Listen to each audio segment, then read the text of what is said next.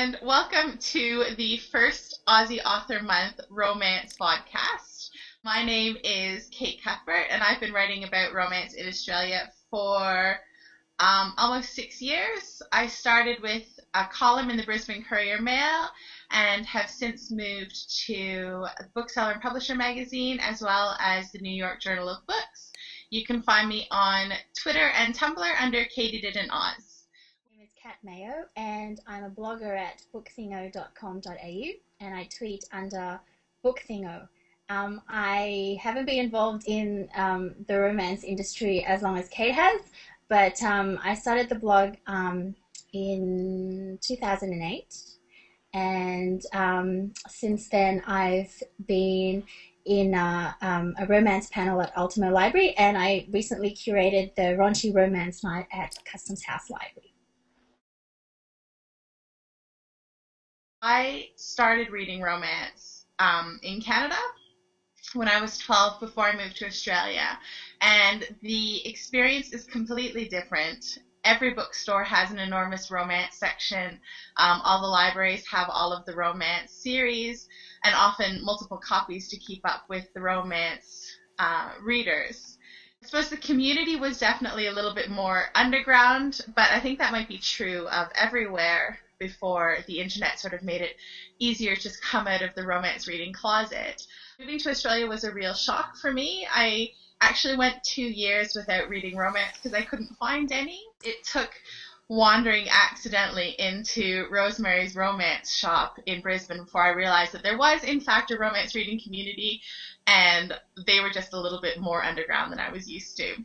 I was doing a master's degree, but I decided to write my thesis on how romance readers keep their romance reading habits really secretive. And that led to some focus groups, and that led to a lot of people talking about romance with other people for the first time, which meant that I didn't get any of the questions I wanted answered. But I did get lots of requests for another meeting, and that's how Braddock's was born.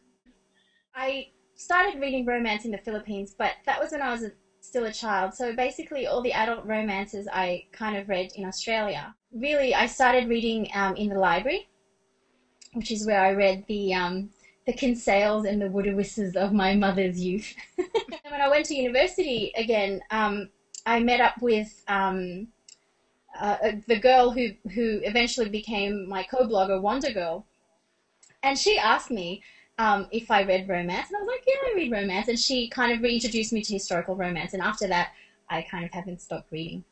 The industry kind of doesn't really recognize romance as a genre. It doesn't get counted in the statistics. I think the biggest genre here is crime fiction. Certainly the most sort of visible and respected of the genre is crime fiction. Certainly once I found bookstores that helped, and I'm starting Braddock's, but I think the internet and Twitter and certainly all the blogs have really helped to connect readers as well. And of course, most notably, the creation of the Australian Romance Readers Association, which has really sort of helped to connect people to other people who know what they're talking about and can commiserate or celebrate as required. Well, what I love about ARA is that they started off purely as a reader initiative, and I remember when they were first, when they had first just conceived the idea, and they were kind of just asking people who would be interested in coming to a convention, and I don't think they really realized how big it was going to get, or how, I guess, how productive the organization would be. And I just love the fact that, I don't know if it's because we're starved for a romance community that's local, but to me, every time I go to their events and their conventions, it always leaves me with a good feeling. There's never any,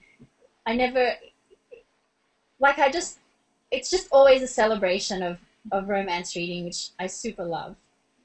Yeah, I think you're absolutely right. I mean, in the States, they have all sorts of conventions and local chapters, and I mean, most of the big name authors are there, so they can certainly travel around to bookstores and do book signings. And in Australia, we just didn't have that. There was readers groups like Braddock's and Hart in Melbourne, and I know that Sydney recently has one, and of course Canberra's reading group has been going for ages.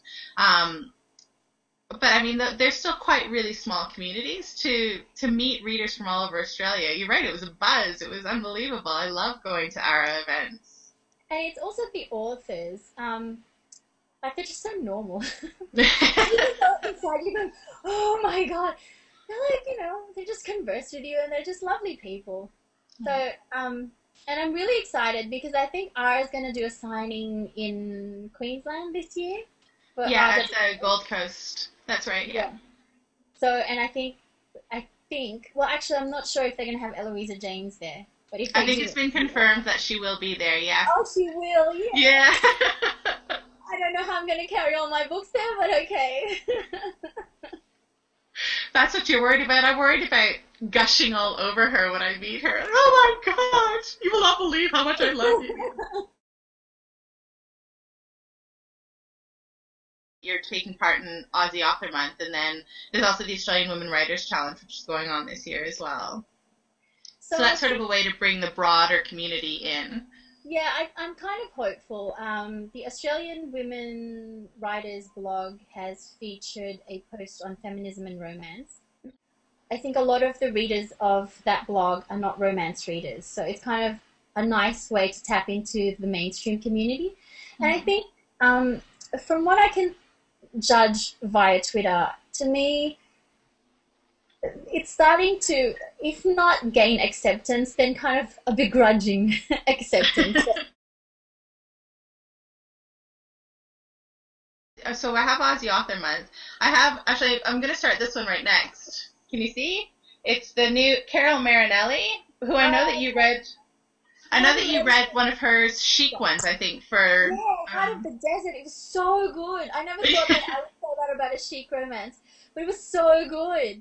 But I have to be honest, I don't know if it's a straight romance. Because, again, you can't tell from the cover. I mean, it's just a woman sitting there, right? Yeah. You have to read the back. Yeah. Look what I got. I loved that book, but it scared the pants off me. Really? I'm also looking at some categories because I don't get a lot of time to read categories because most of my reviewing is, all of my reviewing is single title. So when I have a blog challenge, I try and read categories. And I actually got my hands on Barbara Haney's Rita-nominated book. I think it's called Rancher's Twins or something, which I'm really looking forward to reading as well. I have to get a copy of Christina Brooks' Historical. Harrison Love is the first one, and The Mad About the Earl is the second one, and it came out this year. One of them was nominated for the Rita, so I'm going to read that.